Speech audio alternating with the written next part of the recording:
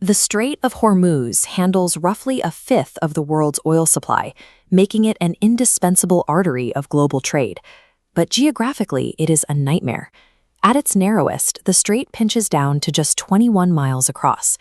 Because the waters are heavily dotted with reefs and shallows, massive supertankers are squeezed into rigid 2-mile-wide inbound and outbound lanes, separated by a tiny buffer zone. Iran has heavily fortified the mountainous northern coastline to exploit this natural bottleneck. They treat islands like Larak, Keshm, and Abu Musa as stationary, heavily armed defense systems parked directly over those tight shipping routes. When a ship of this scale is confined to a strictly regulated shallow corridor, it has absolutely zero room to maneuver if an attack occurs. This geographic constraint forces a shift in how the Navy projects power. A 10,000-sailor aircraft carrier represents too much concentrated risk to sit inside a narrow 21-mile-wide lane where it is constantly visible from the shore. Securing this waterway requires tossing out the standard playbook. To break a blockade here, the U.S. military has to execute a brutal, highly complex operation tailored specifically to survive an asymmetric war. The opening move of an Iranian blockade relies on a cheap, patient weapon: sea mines. These devices, whether they explode on physical contact or are triggered by magnetic influence, can snap a cargo ship in half. Making matters worse, untethered mines often drift out of the target zone and float blindly into the territorial waters of neighboring Arab states. To clear them, the U.S. Navy wouldn't send human-crewed vessels into the danger zone. Instead, they deploy the Independence-class littoral combat ship. These distinct vessels operate on a completely different philosophy. They act as robotic motherships, sitting safely on the edge of the minefield while launching a network of unmanned surface boats and MH-60 Seahawk helicopters to scan the water ahead. When threats are buried deep near the seafloor, the Navy sends in the knife fish.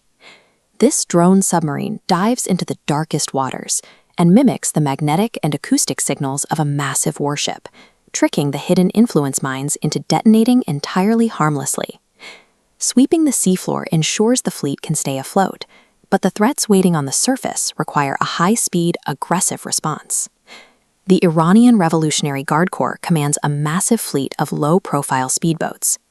Capable of hitting 50 to 70 knots, they are designed to swarm a single target from every possible direction at once. The boats zip in close, firing shoulder-launched missiles and heavy machine guns at a ship's bridge to blind the crew, and the engine room to stall the vessel. Hidden inside this chaos are remote-controlled suicide drones packed with explosives, waiting for a clear path to the hull. A standard missile destroyer is incredibly powerful, but its primary weapons are severely strained when trying to track and eliminate dozens of erratic, widely dispersed fiberglass boats simultaneously. So, the Air Force steps in with the A-10 Thunderbolt. Originally built to destroy Soviet tanks, the A-10 is uniquely lethal against small boats. Flying low and relatively slow, pilots use precision Maverick missiles and a massive 30mm cannon to shred the fast attack craft from above. Down near sea level, Army aviation units join the fight. AH-64E Apache helicopters, operating in a rare over-water role directly from Navy amphibious assault ships, chase down the fastest craft, picking them off with laser-guided Hellfire missiles. Surviving a highly mobile, low-tech swarm requires stepping away from traditional ship-to-ship combat and relying heavily on precise, overwhelming low-altitude airpower. The heaviest threats in this trap operate from the extremes: Kilo-class submarines stalking the deep channels, and highly mobile anti-ship cruise missiles launching from the fortified bunkers of Keshm Island. Weapons like the Noor and Qadir missiles employ a lethal sea-skimming flight path. By flying just a few feet above the water, they slip under the curvature of the Earth and evade shipboard radar until the last possible second. The U.S. counters this by positioning a wolf pack of Arleigh Burke guided missile destroyers in a layered patrol. Their overlapping radar coverage creates a comprehensive sensor dome where nothing launches from the shore or sails through the channel without being detected. The exact moment an Iranian missile breaks the horizon, the destroyers track it and launch interceptors to blow it out of the sky mid-air. Below the surface, silent Virginia-class attack submarines hunt the kilos down, neutralizing them before they can even surface to fire. While this establishes an advanced defensive screen, a purely reactive posture has limits.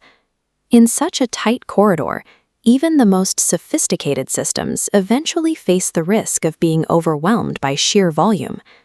Holding this straight requires perfect, real-time synchronization. Robotic submersibles sweeping the floor, low-flying jets clearing the surface, and destroyers guarding the sky must all operate flawlessly together.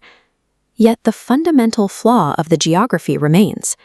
The terrain heavily favors the defender, and absorbing endless strikes from a fortified coastline will eventually lead to catastrophic losses.